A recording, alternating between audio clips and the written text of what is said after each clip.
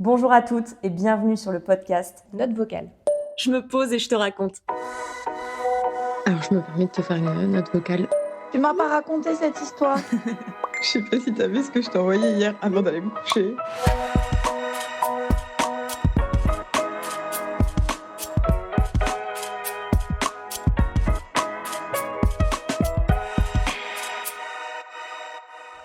Bonjour à tous, aujourd'hui une nouvelle vidéo, c'est très nouveau pour moi parce que imaginez que j'enregistre un podcast en même temps. J'ai une invitée, donc voilà, ça fait beaucoup de choses, mais c'était une vidéo et un podcast tellement important pour moi que je voulais que tout le monde puisse l'écouter. Que vous préférez les podcasts ou la vidéo, les deux sont en ligne parce que je voulais surtout pas que vous loupiez ce sujet. Je vais donc vous présenter Lucie qui m'a tellement aidée à me sortir de mon SPM qui me bouffait la vie. En fait, je vous en ai parlé dans mon tout dernier podcast, je vous invite vraiment à aller le voir, mais je vous ai parlé de mon SPM et de tout ce que j'ai tenté de mettre en place, que j'ai essayé, que j'ai lu, que j'ai découvert, et Lucie en fait partie. Je pense que ça a été mon game changer, comme on dit, voilà là. Elle a vraiment été là pour me sortir de tout ça et j'avais vraiment à cœur de vous partager son métier, de vous partager notre rencontre parce que c'est le message de cette vidéo, on peut s'en sortir. Avoir un SPM aussi puissant, ça n'est pas normal et bref, je vous invite à écouter le podcast précédent parce que je vous parle de tout ça. Qu'est-ce que le SPM? Qu'est-ce qu'on peut mettre en place? Qu'est-ce que j'ai essayé? Mais surtout, dans ce podcast, je vous parle de Lucie et c'est elle que vous allez rencontrer aujourd'hui dans la vidéo. Donc moi, il y a 8 mois, j'ai posté une vidéo, je crois d'ailleurs que tu l'avais vue très spontanément. C'était un samedi matin parce que j'en pouvais plus de mon SPM. C'est donc mon syndrome prémenstruel. De le voir revenir chaque mois, de pire en pire, de plus en plus long et j'avais l'impression que ça s'empirait avec l'âge. Donc je me voyais arriver, c'était il y a 8 mois, donc j'avais déjà 35 ans. Je me disais, non mais on va aller où comme ça? J'avais mal au ventre, j'avais mal au dos, j'avais les gencives gonflées. Je sais pas si t'étais... Ouais, c'est dans la liste des symptômes. Bon, j'avais vraiment les gencives gonflées, c'est très désagréable. J'avais moins d'énergie, j'avais envie de rester chez moi, de voir personne, j'étais triste. Et en même temps, je prenais mal si on m'appelait pas, si on répondait pas à un message, si on utilisait un emoji qui m'allait pas. Donc bon, un petit peu dans la bipolarité. Et je remettais surtout toute ma vie en question. Mon couple, j'étais à fleur de peau, j'étais susceptible. Enfin, j'étais une autre personne presque la moitié du mois et ça chaque mois. Donc c'était plus possible. Donc je me suis lancée, j'ai fait des recherches, j'ai lu, j'ai écouté des podcasts. Donc tout ça, j'en parle dans le podcast précédent. Tout ce que j'ai appris, ce que j'ai mis en place, ce que j'ai essayé parce que je m'en suis sortie. Vraiment, on peut s'en sortir. Et c'est aussi parce que je t'ai découvert toi. Je t'ai découvert sur Instagram avec ton compte Lucie Pied. Je vous mettrai tout sous la vidéo, tout sous le podcast. Déjà, merci d'être là. Tu t'es déplacée depuis Bordeaux. Donc franchement, merci beaucoup. Merci Je suis trop heureuse de t'avoir ici. Moi, c'est la première fois que je reçois quelqu'un sur Note vocale, sur mon podcast. Donc pour ceux qui écoutent cet épisode en podcast, voilà, c'est quelque chose quand même. C'est toi la première Je suis honorée. Non, vraiment, c'était hyper important pour moi que ce soit toi parce que t'es quand même ma rencontre de 2024. Donc, je me suis dit, s'il y a quelqu'un que je reçois en 2024 sur le podcast, c'est toi. Donc, encore une fois, merci beaucoup. Et c'est pas évident de te décrire. Moi, je dis aux autres que tu es magicienne. Voilà, tu étais infirmière. Aujourd'hui, tu es énergéticienne. Est-ce que tu peux te présenter? Eh bien déjà, Margot, merci de me recevoir ici. C'est vraiment, ça me touche beaucoup. Surtout, comme tu expliques, que tu n'as pas reçu d'invité jusqu'à maintenant. Donc vraiment, je suis honorée. Alors effectivement, je suis Lucie Pied. Je suis infirmière de formation. Donc j'ai exercé mon métier pendant 15 ans. Un métier que j'ai adoré, vraiment passionnée par ce travail. J'ai toujours voulu faire ça. Et puis, j'étais quand même baignée dans l'énergétique depuis toujours avec mon papa parce que voilà, il barre le feu, il nous a toujours soignés comme ça un peu avec ses mains. Voilà, les choses s'installent tranquillement, je suis plus très bien dans mon métier d'infirmière, je suis plus alignée avec mes valeurs et puis en fait je suis formée à l'énergétique depuis quelques années parce que justement j'ai voulu aller un petit peu aussi explorer moi de ce côté-là, comme j'avais mon papa qui nous soignait comme ça. Je dis moi aussi je vais aller un peu explorer et puis j'ai découvert un monde, découvert et redécouvert aussi, un monde qui me parlait beaucoup et donc aujourd'hui je suis énergéticienne et j'accompagne les femmes spécialement autour de la sphère féminine parce que énergéticienne, voilà, on peut s'occuper de plein de choses, mais voilà, moi j'ai voulu vraiment l'orienter sur la sphère féminine parce que moi-même aussi j'ai souffert dans ma sphère féminine, donc ça avait du sens distance aussi pouvoir accompagner les femmes aujourd'hui. Donc voilà, du coup, j'accompagne les femmes à mieux connaître son corps déjà, pour commencer. Et ensuite, quand on connaît mieux son corps, on comprend les symptômes qui sont installés et ce qui s'y passe. Et pourquoi ils se sont installés, c'est l'idée. Ensemble, c'est d'aller décoder ça, faire un décodage émotionnel et comprendre pourquoi les symptômes s'installent. Et ensuite, pouvoir venir les déverrouiller, mais grâce à l'énergétique. Moi, c'est ce que j'ai apprécié, c'est vrai, pendant nos rendez-vous, c'est que avant tout, tu es infirmière. Et c'est bête, mais... Et pourtant, moi aussi, j'ai baigné dans des choses, avec des rendez-vous avec des thérapeutes depuis toute petite, etc. Mais il y a mon côté un peu cartésien où on commence les rendez-vous avec des infos hyper scientifiques, j'ai envie de dire, où tu m'as beaucoup appris sur mon corps, mes organes, mes hormones, leur rôle. Donc, on commence par ça. Et même, on se réapproprie un petit peu tout ça parce que, ok, on m'explique que c'est normal, que ça fonctionne parce que ça c'était très, très, très intéressant, je trouve. Donc, j'ai adoré même le tout premier rendez-vous de 20 minutes pour que tu te présentes parce que je me suis dit, ok, je vais déjà en apprendre sur mon corps et on y reviendra, mais c'est déjà beaucoup, je trouve. Et du coup, je pense que ce sont des séances qui peuvent vraiment parler à tout le monde. S'il y a des gens qui s'inquiètent du côté énergéticienne ou juste parce qu'ils connaissent pas, que c'est nouveau, vraiment, rassurez-vous, l'approche est finalement assez terre à terre et scientifique. Et ensuite, on va là où tu nous permets d'aller finalement. Exactement. Si jamais vous êtes intéressé, d'ailleurs, c'est en ligne ou en présentiel. Tu es à Bordeaux, donc si vous avez la chance d'être à Bordeaux, vous pouvez voir Lucie en présentiel, mais sinon, tout se fait à distance. On ne s'était jamais rencontrés avant aujourd'hui.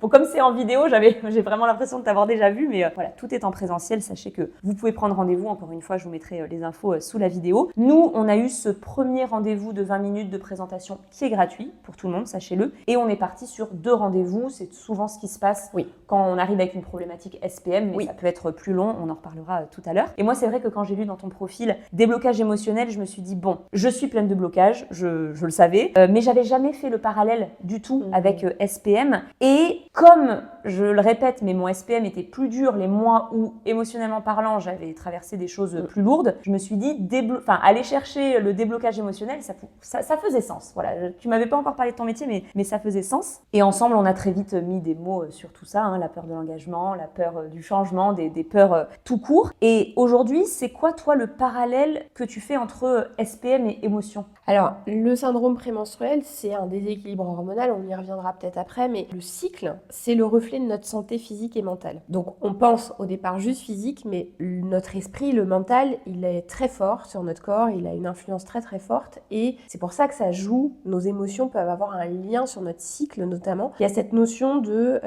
j'ai eu un mois qui a été compliqué, j'ai été plus stressée, je suis plus fatiguée, et du coup, ça va avoir un impact sur le cycle, mais essentiellement sur la partie avant les menstruations, donc le SPM, et parfois aussi sur les menstruations. Comment on peut aider les femmes qui nous écoutent à identifier leur SPM? Parce que j'étais un peu étonnée de cette question que j'ai pu recevoir sur Instagram, mais moi j'ai l'impression que la période est assez claire et nette. J'ai envie de tuer tout le monde, donc c'est assez simple. Tu avais. J'avais, très important, parce que peut-être qu'en faisant la liste des mots physiques et psychologiques, parce qu'il y en a plus de 150, peut-être que des femmes vont faire le lien en se disant « Ah, mais en fait, c'est un rapport avec le SPM. » Et ça arrive à ce moment-là du mois, c'est vrai, maintenant que tu le dis. En fait, ce qui se passe, c'est que c'est tellement banalisé aujourd'hui, on dit tellement que c'est normal, on fait pas forcément le lien. Et je pense que les femmes, notamment qui t'ont posé cette question, c'est parce que, justement, peut-être qu'on leur a dit « c'est normal et c'est comme ça ». Effectivement, il y a 150 symptômes qui sont référencés au total, donc à la fois physiques et émotionnels, d'accord, ou psychiques, on va dire. Les plus référencés, ça va être, pour les physiques, ça va être la migraine, ça va être les seins qui sont tendus et douloureux, les ballonnements, et après,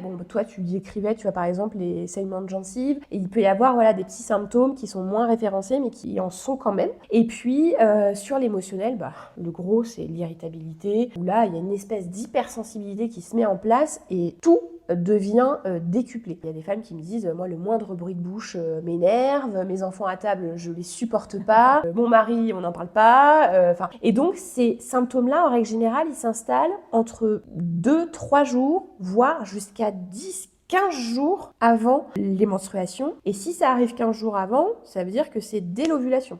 C'est-à-dire que là, vraiment, là, le corps, il peut plus, il a vraiment des informations à nous faire passer. Le plus courant, ça va être cela. Après, il y a un autre trouble qui est pour le coup le trouble dystrophique. Où là, c'est vraiment plus la dépression qui est installée. Mais ça aussi, ça fait partie d'un syndrome prémenstruel et qu'on peut évidemment transformer et apaiser. Donc, souvent, j'aime bien l'idée qu'on puisse être suivi par une psy aussi pour avoir, tu vois, un petit peu le backup trucs aussi derrière. Mais souvent, c'est quelque chose voilà, où là, dans l'émotionnel, on peut aller chercher des choses intéressantes. Non, mais c'est vrai que c'est important à ne pas confondre parce qu'on est souvent très mal en période de SPM, mais il y a vraiment la différence avec la vraie dépression, peut-être même des envies suicidaires. Donc là, il faut faire la différence. Et c'est vrai que quand je parle de SPM, des fois, on me dit ah, tu devrais peut-être regarder de ce côté-là. Non, pour le coup, je suis pas dans la dépression, je suis pas dans les envies suicidaires, donc c'est très important de faire la différence. Et c'est drôle parce que quand tu disais le côté banalisé, on a tous entendu, malheureusement, peut-être des hommes autour de nous. Ah, mais t'as tes règles ou quoi? Mais t'as rien compris. Si je suis dans cet état-là, c'est qu'elles sont pas encore arrivées. Parce qu'au contraire, les règles, souvent,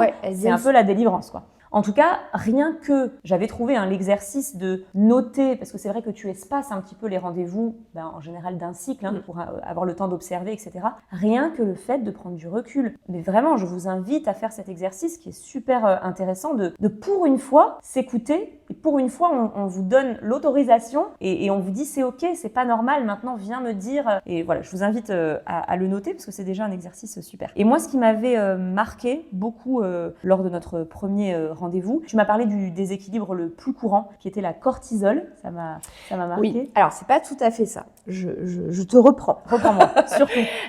En fait, ce qui se passe, c'est que le plus gros déséquilibre qu'on peut observer donc dans le syndrome prémenstruel, après l'ovulation, il y a donc les oestrogènes et la progestérone qui sont en place. Et l'équilibre en fait entre la progestérone et les oestrogènes fait qu'il y a un équilibre hormonal et que du coup on est bien dans cette période-là et qu'il n'y a pas de symptômes. Dès qu'il y a un déséquilibre, là pour le coup, on commence à avoir des symptômes. Le plus gros déséquilibre que moi j'observe sur les femmes que j'accompagne, on va dire dans 80% des femmes que j'accompagne sur le syndrome prémenstruel, c'est trop d'œstrogènes, mais pas parce qu'il y a vraiment trop d'œstrogènes, c'est parce qu'il y a des œstrogènes, mais plus assez de progestérone. Donc en fait, le corps pense qu'il y a trop d'œstrogènes parce que la progestérone est en déficit et plus présente. Et la progestérone, ça va être une hormone qui va nous permettre justement de préserver une grossesse, d'augmenter un peu la température corporelle après l'ovulation, mais surtout, c'est un peu l'hormone doudou, tu vois, c'est l'hormone qui te fait du bien, qui te fait des câlins. Et justement, quand tu as moins de cette hormone-là, ton hypersensibilité, ton irritabilité, elle est tout feu tout flamme parce que justement, tu n'as plus cette hormone-là qui vient t'aider. Et la progestérone, le souci, c'est que souvent, elle chute parce qu'il y a trop de cortisol. Donc ça, c'est ce que tu disais tout à l'heure. Le cortisol, c'est l'hormone du stress. C'est l'hormone un peu de survie, mais qui était là avant, tu vois, il y a plusieurs années, des millions d'années où là, on était en danger. C'était vraiment le cortisol qui se mettait en place pour nous permettre de survivre. Aujourd'hui, on n'est plus dans ces cas-là, mais sauf qu'on a encore cette fabrication de cortisol au quotidien. Et puis, quand on est très stressé, le cortisol est encore présent. Et puis, parfois, quand on a eu un traumatisme dans notre passé, qu'on a eu un gros stress, qu'on a eu une forte émotion, et ce cortisol, il va être vraiment sollicité. Et puis, tant qu'on n'a pas pris, entre guillemets, soin de ce qui s'est passé, de ce traumatisme, de cette émotion, le cortisol, il va rester un peu haut, voire même trop haut. Et du coup, lui, il va venir se mettre en priorité avec la fabrication de la progestérone, justement. Puisque le cortisol, lui, il est là pour s'occuper des organes qui vont être les plus vitaux dans le corps. Il va rétrograder la digestion et la reproduction, évidemment, que c'est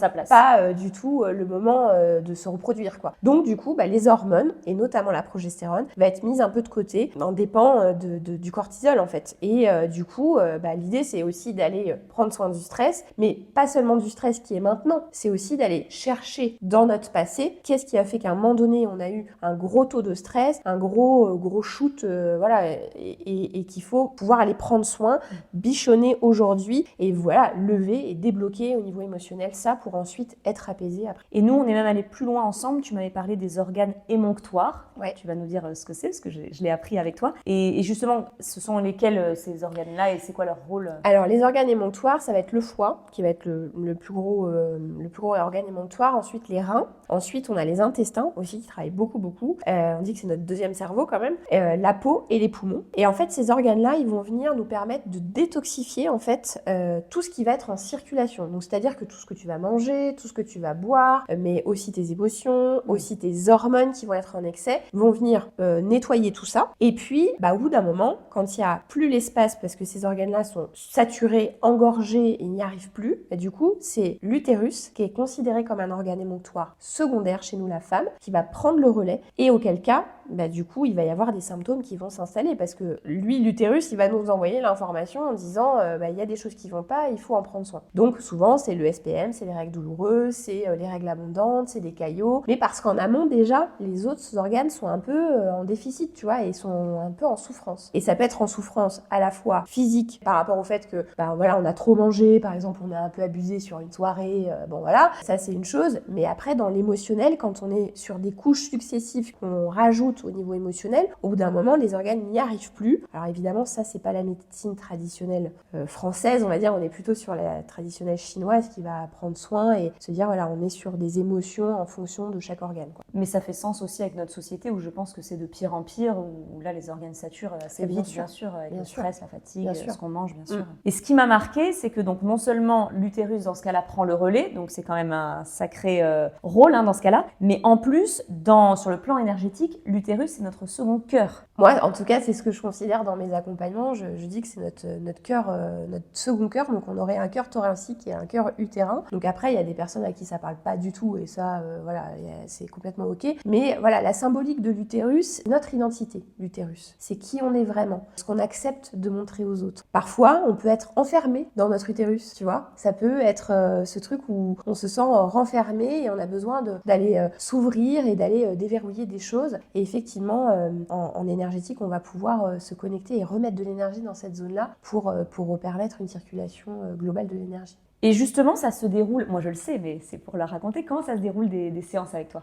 Alors, la première séance, je vais poser plein de questions. J'ai besoin d'en connaître plus sur... Alors, si on parle du SPM, de connaître évidemment tous les symptômes. Moi, je vais farfouiller aussi parce que parfois, on me donne quelques symptômes et je dis, mais et ça? Ah oui, j'ai ça aussi. Et ça? Ouais, oui, et ça, effectivement, j'ai ça aussi. Plein de questions à la fois sur les symptômes. Effectivement, si ça s'est majoré selon certains cycles, est-ce que, parce que tu as remarqué certains mois, est-ce que c'est plus ou moins? On va aller aussi un peu dans l'alimentation. Alors, je suis pas nutritionniste, je suis pas naturopathe, c'est pas mon rôle, mais voilà, il y a des petites choses qu'on peut réévaluer ensemble et des petites pistes. Et puis après, je vais conseiller d'aller voir quelqu'un si c'est nécessaire, s'il y a vraiment tout à revoir. C'est vraiment des questions qui sont à la fois très larges, mais à la fois très précises dans voilà, nos émotions, comment tu es par rapport aux émotions, comment tu te sens par rapport à ça, est-ce que tu te sens stressé. Puis parfois, ça arrive, on déroule des choses naturellement. La femme me dit, voilà, moi, il s'est passé ça dans mon passé. Voilà, des fois, j'ai un peu les choses qui me sont servies sur un plateau. Je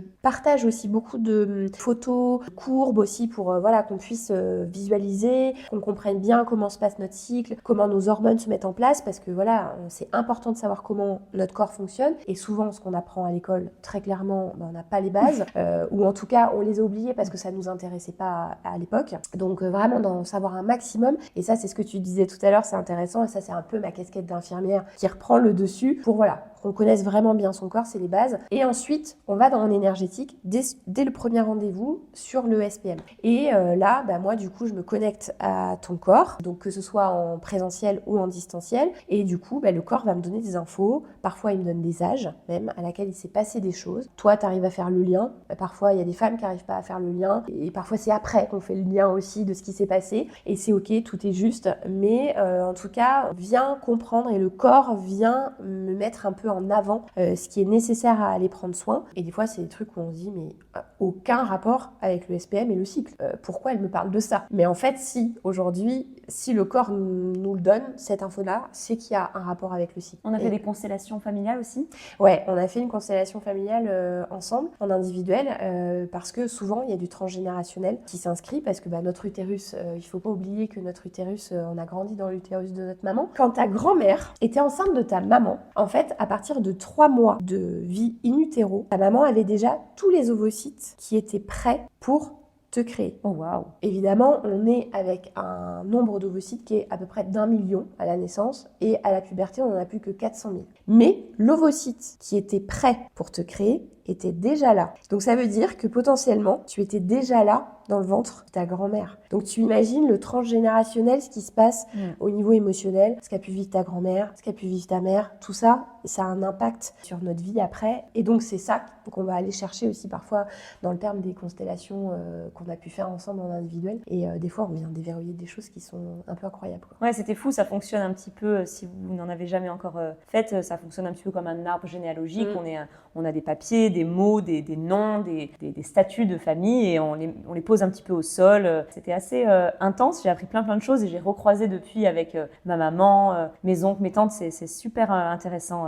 Et justement, ces dates qui te viennent, l'hypnose à distance, parce que l'hypnose à distance, j'avais jamais fait, c'est un don, ça se cultive, tu l'as appris? Alors, c'est pas vraiment de l'hypnose, finalement, c'est une espèce de... C'est de la visualisation, mais bon, finalement, on est dans un état de conscience aussi un peu modifié. Donc, moi, c'est vrai que le terme hypnose, c'est pas celui que j'utilise, mais... Oui, c'est vrai que ça m'a rappelé ça, mais ça se ressemble et ça se rejoint, tu as raison. Ça s'apprend, en fait, ça. Et on a tous quelque chose, on a tous de l'intuition, on a tous cette capacité de soigner, de prendre soin des gens. Après, on a envie de le faire ou pas. Et sûr. Après... Ouais, effectivement, moi je me suis formée, j'ai eu la chance de croiser la route d'une femme extraordinaire qui aujourd'hui est mon mentor. Au fur et à mesure, tu apprends, et puis même encore aujourd'hui, j'apprends, j'ai encore fait une formation en septembre, aussi sur le transgénérationnel, sur le karmique. Au fur et à mesure, en fait, tu apprends et tu découvres et tu essaye, tu testes et en fait, tu te fais confiance aussi et tu te rends compte que finalement, on a déjà tout en nous. Oui, parce que c'est vrai que je t'avais jamais demandé, mais tu coupes un peu la séance. Attends, je suis désolée, mais il y a un truc qui me vient et donc on se demande, voilà, d'où ça vient, tout ça. Bon, tu te fais confiance, tu t'écoutes et ça vient à toi. C'est ça. Ouais. Okay. Et moi, j'ai une petite question. Je sais pour moi, mais je sais pas dans la généralité. Est-ce que sous pilule, on peut être touché par le SPM? Est-ce que du coup, il est moins fort et il va un petit peu nous exploser au visage une fois qu'on aura arrêté la pilule, ce qui a été mon cas? Alors oui, il y a des femmes qui ont un SPM sous pilule et parfois même qui prennent la pilule parce qu'elles ont un SPM et que leur professionnel de santé leur dit prenez la pilule, ça ira mieux. Tellement plus simple. Mais c'est un peu le pansement sur une jambe de bois. On sait très bien que ça va pas tout solutionner. Il y a certaines femmes, comme tu expliques, comme toi, qui du coup ça va exploser en plein vol quand on va enlever ou arrêter la pilule. C'est vraiment en fonction des femmes et souvent ce qui se passe, c'est que quand on arrête la pilule, il y a aussi une prise de conscience du cycle et de ce qui se passe. Tu vois, sous pilule, en fait, tu te questionnes pas trop, en fait. Et tu dis, voilà, c'est comme ça, c'est peut-être la pilule, c'est peut-être les effets secondaires de la pilule. Tu mets ça un peu sous le compte de tout ça. Là, d'un coup, t'as plus d'excuses. Tu prends plus la pilule, donc Ouais, c'est clair. Et du coup, ça t'interpelle et tu dis, là, il y a peut-être quand même quelque chose à aller creuser. Pourquoi j'ai ces symptômes-là alors que je prends plus la pilule, quoi. Moi, de toute façon, je peux que conseiller d'avoir la chance de un jour booker un rendez-vous avec toi, que ce soit en ligne ou en présentiel. Moi, tu m'as beaucoup aidé pour mon SPM et on est allé beaucoup plus loin ensemble puisqu'on a travaillé sur des blocages profonds comme la peur de l'engagement, je le disais. Ça m'a beaucoup aidé cette année, même dans l'achat de cette maison. Ça me fait très plaisir de te recevoir ici à la maison. Est-ce que tu as des conseils pour celles qui nous écoutent, peut-être une routine idéale à tenter de mettre en place pour déjà commencer quelque chose? Il y a des piliers, il y a l'alimentation déjà, ça c'est sûr, équilibré, peut-être aussi un anti-inflammatoire, notamment chez les femmes qui souffrent, tu vois, d'endométriose, de SOPK, qui du coup vont avoir besoin de moins d'inflammation dans le corps, mais même nous, nos hormones ont besoin de moins d'inflammation pour bien fonctionner, donc il faut une alimentation qui est bien équilibrée pour avoir un bon fonctionnement hormonal. Il faut qu'il y ait tous les apports. Et après, la théine et la caféine sont très délétères pour nos hormones, ça c'est sûr. On n'en parle pas assez, mais vraiment des femmes qui consomment trop de café, trop de thé, trop d'alcool aussi. La première chose, c'est de diminuer. Après, je t'ai pas dit, mais j'ai tenté un truc, ça fait 30 jours que j'ai pas bu d'alcool. Waouh! Je suis trop contente. Déjà parce que je savais le faire. Bien sûr. On va pas se mentir, je doutais un peu d'être capable de le faire avec toutes les sorties, les sollicitations en septembre et tout. Ouais, ça change la donne aussi. Tu m'avais parlé de la seconde passe aussi pour le thé, c'est intéressant ça? Oui, en fait, parce que quand on est une grande amatrice de thé, on se dit mais mon thé, voilà. L'idée c'est pas d'emmener de la frustration, c'est pas l'idée. Bien sûr. Donc du coup, souvent quand on fait une deuxième passe avec le thé, du coup, une deuxième infusion, en fait on enlève la théine. Et on peut faire ça avec le café. C'est pas complètement déca. Mais et puis souvent on a le goût un peu jus de sucette. Alors, c'est sûr. Ça peut être un déca, on est ok. Par contre, le déca, attention, parce qu'il y a des solvants dans le déca. C'est vrai. Donc, plutôt aller vers un déca où là, on sait que ça a été bien travaillé. Maintenant, il y a des super torréfacteurs avec les machines à grains où on sait ce qu'il y a dedans et que ça n'a pas été ajouté des cochonneries dedans parce que les perturbateurs endocriniens, on n'en a pas parlé. Mais ça, c'est une catastrophe aussi sur notre état hormonal. C'est une piste, évidemment. Non, mais c'est vrai qu'à la limite, autant se boire un bon thé, un bon café moins souvent. Voilà, exactement. Et en plus, tu m'avais appris que la bière, c'était terrible. Moi, c'est mon alcool préféré. Ouais, la bière, en fait, c'est c'est fermenté, donc ça va aussi majorer l'inflammation, ça va faire souvent monter le taux d'œstrogène. Donc si déjà on en a trop parce qu'il n'y a pas assez de progestérone, On sait tu vois, pas. boum. Et le sucre? Le sucre aussi, bah oui. Enfin voilà, en fait, finalement, tout ce qui paraît logique, Mm. tu vois. Mais en même temps, voilà, l'idée c'est pas d'amener de frustration, c'est d'être voilà dans quelque chose qui va nous amener aussi du plaisir et de pas tout modifier non plus, quoi. Bien Tu sûr. vois. Donc ça, dans l'alimentation. Après, il y a se mettre en mouvement. Aujourd'hui, on est trop sédentaire, ça c'est une évidence. Et le mouvement, c'est pas forcément faire du crossfit. Ça peut être déjà aller marcher, faire du vélo. Moi, j'ai des femmes qui me disent, bah non, je fais pas de sport, mais par contre, je vais au boulot tous les jours en vélo. Eh bah, c'est déjà du sport Bien en sûr. fait. C'est déjà, tu te mets en mouvement, donc c'est déjà suffisant en fait. Donc, faut pas s'imaginer qu'il faut faire quelque chose de très, très fort pour aller solliciter Non, mais et c'est bien nous dit. apaiser. C'est pas du sport, c'est se mettre En mouvement déjà, ouais, super important. Une hygiène émotionnelle en fait, tu vois, prendre soin de nos émotions, c'est-à-dire là on en parle beaucoup, ça sort du panier, voilà. Du coup on a l'impression que c'est un truc à la mode, mais en même temps, Il était temps. oui, il était temps. C'est clair. Et puis prendre soin de nos émotions, ça veut dire, bah voilà, on est en colère, on a le droit d'être en colère. Sur le moment, t'es en colère parce que t'es avec ton patron qui t'a mal parlé. Bon bah là, t'as pas l'espace d'accueillir cette colère. Par contre, tu vas prendre le temps d'aller l'accueillir plus tard et te dire, ok, bon bah là vraiment, il m'a mis en rogne, là c'est pas cool ce qui s'est passé. Et tu te poses, t'accueilles ça, parce que sinon, tu vas venir le ruminer. La prochaine fois qu'il va revenir, ça va être encore plus fort. Enfin, c'est sans fin en fait. Et chaque cycle, je trouve, est une cocotte minute. Donc en fait, Oui. si on la remplit, au moment du SPM, ça explose. Donc, Exactement. plus on s'autorise d'exprimer nos émotions, et puis les émotions quotidiennes, mais passées aussi. Moi, je pense aussi que cette année, avoir beaucoup travaillé avec mon psy, ça aide aussi pour Bien sûr. les émotions et les blocages, même plus anciens. Mais voilà, c'est vraiment s'autoriser à ressentir les Oui. choses. J'ai toujours l'impression que le SPM, c'est le moment où on fait stop, tu crois que tu vas me laisser tout ça derrière là? En fait, quand Exactement. avoir ses règles, c'est un renouveau. Donc d'abord, on va ressentir tout ça et après, on repart à zéro. Oh non, t'es sûre? C'est exactement ça, tu as tout dit. En fait, comme c'est le reflet, notre cycle est le reflet de notre santé physique et mentale, le mois qu'on a écoulé de notre cycle, je parle d'un mois, parce que c'est souvent ça, l'idée c'est de venir prendre ce temps d'introspection au moment du syndrome prémenstruel, mais on dit syndrome prémenstruel, mais du coup, théoriquement, il n'y en a pas. Donc vraiment, la phase prémenstruelle, c'est prendre ce temps où on se dit, ok, qu'est-ce qui s'est passé dans mon mois? Comment ça s'est passé? Qu'est-ce que j'ai envie de changer? Parce qu'en fait, les règles, elles vont venir un peu faire un reset de tout ça, faire un nettoyage du corps déjà, et donc on repart sur un nouveau mois. Et donc si tu as pas pris le temps de te poser, d'analyser ce qui s'est passé dans ton mois, bah le mois d'après, on va te remettre la tête dans l'eau et te dire bah t'as toujours pas compris. Donc là, il faut que de nouveau tu te poses, mais du coup au lieu de te mettre un symptôme sur une journée ou 2 jours, le corps du coup va te mettre des symptômes sur 5 jours et puis te mettre 3 symptômes par exemple. Et le mois d'après aussi. Et c'est pour ça que parfois on arrive dès l'ovulation, tout de suite après l'ovulation, où on a déjà des symptômes et on sent déjà ce changement hormonal très fort quoi. Alors que évidemment on a un changement hormonal et ça fluctue tout le long de Non, notre mais voilà, mois. il faut pas Ça, oublier, on est Voilà, cyclique. ça on sait. Et voilà, l'idée c'est de surfer un peu sur la vague. Ça monte, ça descend. Mais quand vraiment tu as ce truc on-off, bah, c'est pas ok en fait. Le Là, tsunami, tu c'est sais, pas ok. tu sais que tu peux modifier les choses en prenant soin. Et ce qui est très intéressant, c'est qu'aux États-Unis, ils ont compris ça. Aux États-Unis, notre cycle menstruel, il est considéré comme notre 5e signe vital. C'est-à-dire que tu es hospitalisé ou tu vas voir ton médecin, il va te prendre ta tension, tes pulsations et il va te demander ton cycle, vous en êtes où, comment ça se passe, est-ce que vos règles sont abondantes, est-ce que vous avez un syndrome prémenstruel, machin. Ah ouais.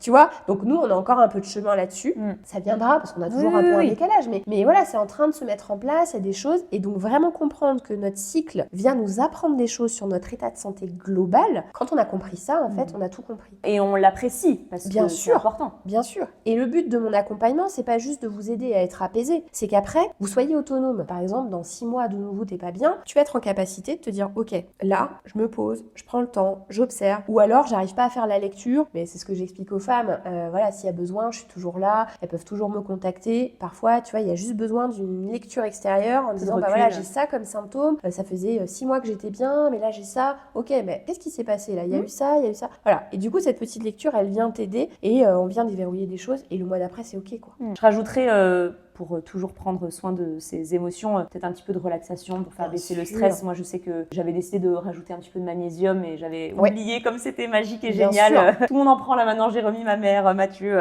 et ça aide beaucoup. Bien s'hydrater aussi. Oui. Ça m'a rappelé à quel point je buvais pas assez d'eau et ça, on Trop peut le important. rajouter dans une petite routine que vous pouvez mettre en place si vous nous écoutez. Mais évidemment, c'est du sur-mesure. Voilà, là, on fait une petite liste non exhaustive, mais déjà mettre ça en place, ça aide beaucoup. Heureusement, on n'a pas tous les symptômes et tous les mêmes, tous les déséquilibres, heureusement. Je rajouterai, mais je pense que vous l'avez compris, de s'informer. Parce que vraiment, moi, ça m'a aidé, ça a changé les choses du tout au tout quand j'ai compris que j'étais loin d'être la seule, que c'était pas normal, qu'on pouvait en parler autour de soi et qu'il existait des solutions. Et tout de suite, c'est un soulagement, c'est vraiment le premier pas. Et j'espère que c'est le message que passera ce podcast ou cette vidéo. Mais voilà, ça n'est pas normal, il y a des solutions. Et vraiment, je vous invite à mettre des choses en place parce que ça fait du bien. Je pense que vous allez vous reconnaître dans pas mal de ces symptômes du SPM, les douleurs au ventre, dans le dos, la poitrine, mais aussi cette remise en question, la façon dont on peut se renfermer sur soi, l'irritabilité. Mais quelque chose qui revient aussi beaucoup quand j'échange avec ma communauté, c'est la sensibilité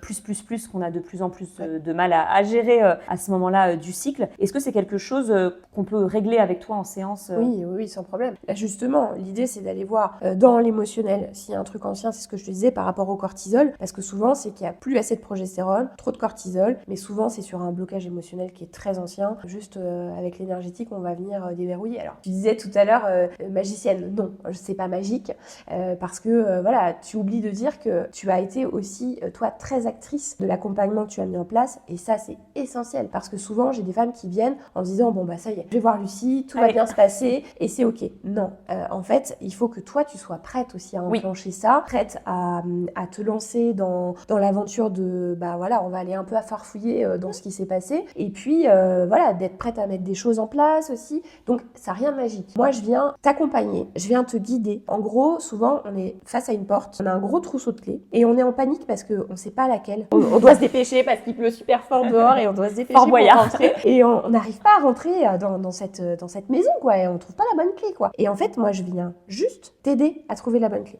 Le mot actrice, il est intéressant parce que, comme souvent, on a entendu des médecins minimiser tout ça, on a pensé que c'était normal, on a banalisé tous ces mots. Rien que de devenir actrice de ce changement, on récupère un petit peu de contrôle et ça fait du bien. C'est pas un joli mot.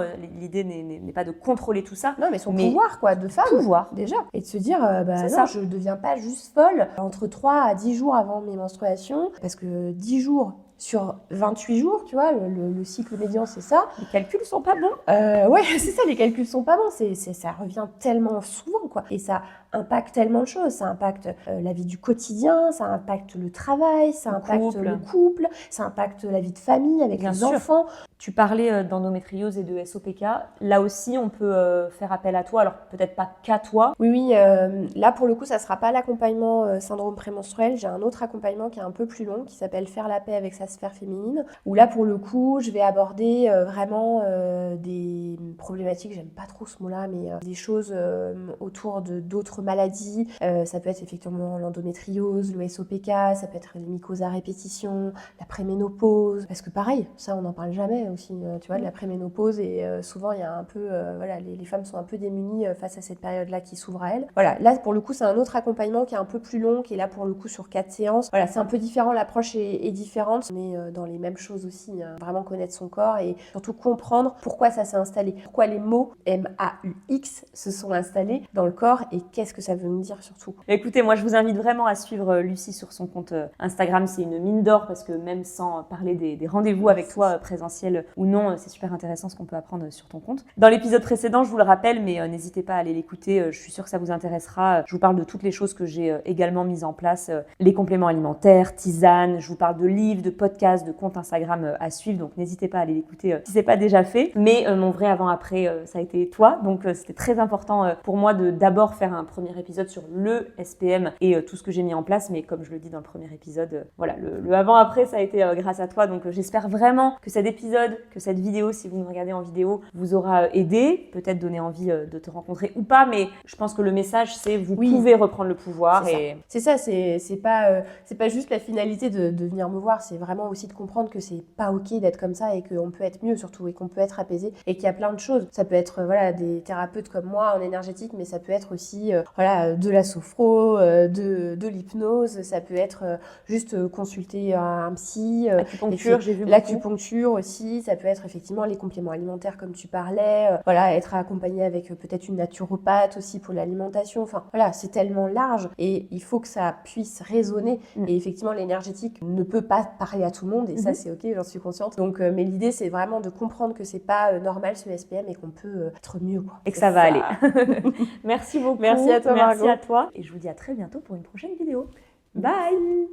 Ok, c'est plus une note vocale là, c'est un podcast.